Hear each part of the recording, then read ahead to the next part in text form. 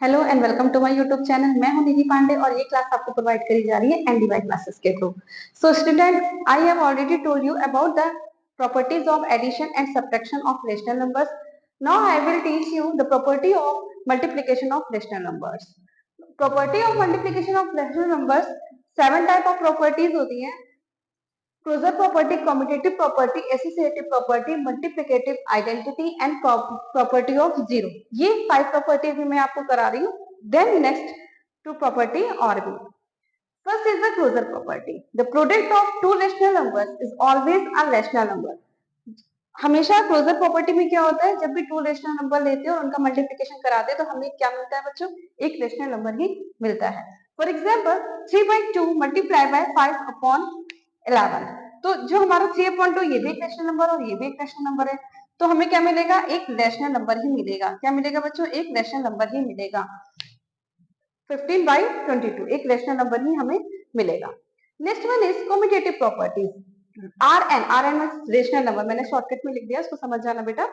2 rational number can be multiplied by in any order. 2 rational number देते हैं और उनको किसी भी ऑर्डर में अगर हम मल्टीप्लाई कर देते तो हमें आंसर सेम ही आता है।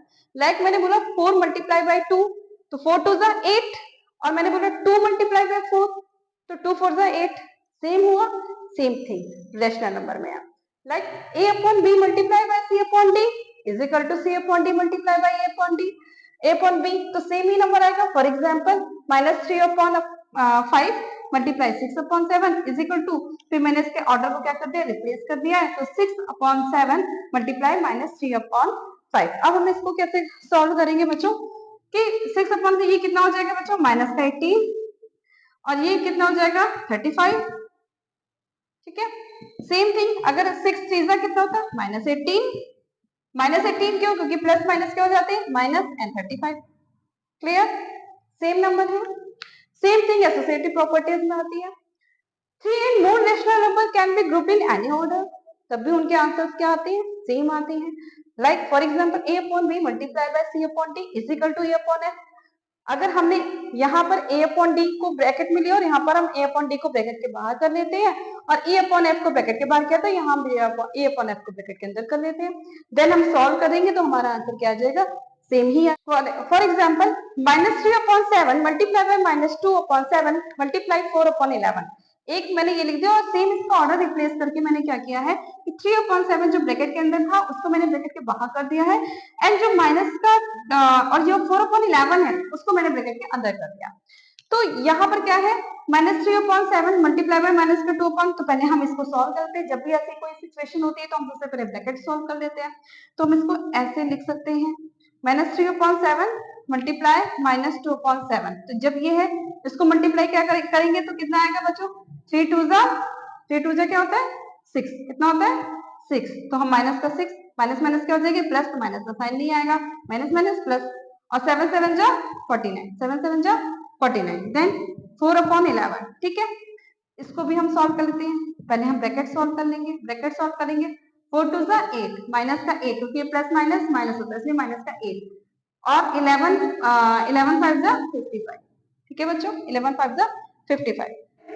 6 multiply by 4 24, 49 multiply 11 385 is equal to 3 8 जा 24, माइनस माइनस प्लस, तो प्लस का क्या आ जाएगा बच्चों, प्लस का 24, और 7 का मल्टीप्लाई 55 से कराएंगे तो क्या आ जाएगा 385। ये हो गया, तो ये भी हमारी क्लियर हो गई। सेम थिंग मल्टीप्लिकेटिव आइडेंटिटी क्या होती है बेटा, इसमें होता है कोई भी रेशनल नंबर होता है और उसको अगर हम 1 से मल्टीप्लाई करते हैं तो हमें वो रेशनल नंबर ही मिलता है। फॉर एग्जाम्पल अगर हमने 2/3 लिया, फॉर एग्जाम्पल अगर हमने 2/3 लिया, इसको हमने मल्टीप्लाई कैसे कराया 1 से, तो हम इसको ऐसे भी सॉल्व कर सकते हैं, ऐसे भी सॉल्व कर सकते हैं, 2 1 जा 2 एंड 2/3 3 1 जा 3, एक रेशनल नंबर मिला। नेक्स्ट वन इज जो कि हम केजी से पढ़ते आ रहे हैं कि किसी भी नंबर को अगर हम 0 से मल्टीप्लाई करते हैं या 0 किसी भी नंबर से मल्टीप्लाई कराते हैं तो हमेशा हमें क्या मिलता है, 0 ही मिलता है। तो रेशनल नंबर में भी वही है। तो the product of any rational number and 0 is 0। कोई भी रेशनल नंबर हम लेंगे तो उसका आंसर हमें क्या मिलेगा, 0 ही मिलेगा। फॉर एग्जाम्पल दिस, अगर हमने इसका मल्टीप्लाई 0 से कराया तो हम इसको इस तरीके से भी लिख सकते हैं ऐसे, और ये हो जाएगा 0, ये हो जाएगा 2, यानी कि आंसर हमारा आ गया 0। ओके बच्चों, इतना समझ में आया आपको। Now we will study about remaining two properties, multiplicative inverse and distributive properties. What is multiplicative inverse? Multiplicative inverse it means a upon b multiply by b upon a is equal to क्या हो जाएगा? Reciprocal.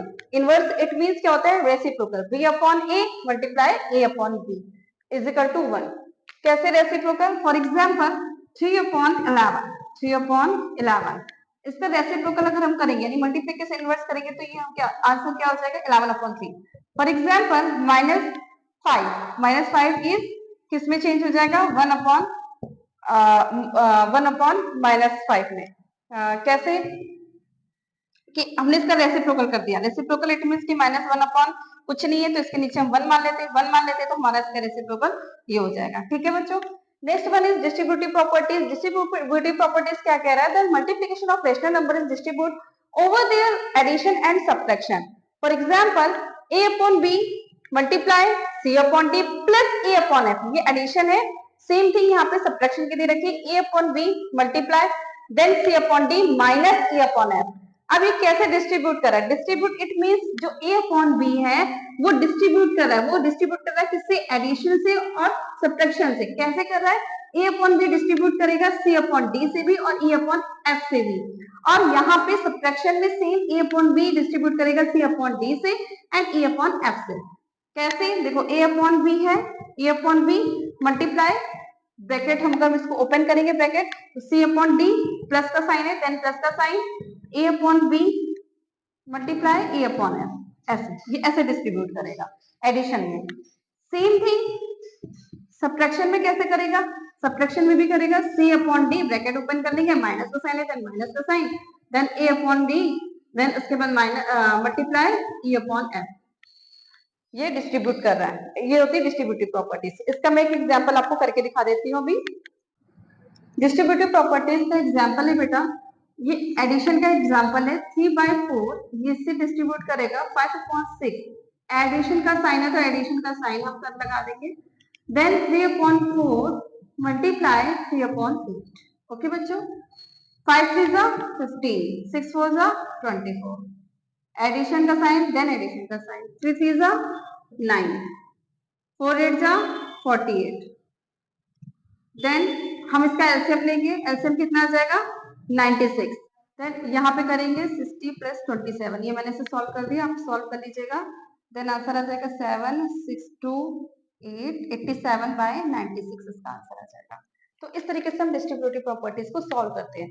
अगर ऐसे ही subtraction का हमें सब मिलेगा then यहाँ सब्ट्रैक्शन का साइन होगा यहाँ सब्ट्रैक्शन का साइन होगा देन सब्ट्रैक्शन हो जाएगा और आंसर हमें मिल जाएगा. ठीक है. ये हमारी थी रेशनल प्रॉपर्टीज यानी कि मल्टीप्लिकेशन की रेशनल प्रॉपर्टीज. हमारी सारी प्रॉपर्टीज आज कंप्लीट होती है रेशनल नंबर्स की. रेशनल नंबर हमारा यहाँ से कंप्लीट होता है. अब हमारा प्रॉपर्टीज बची डिवीजन की.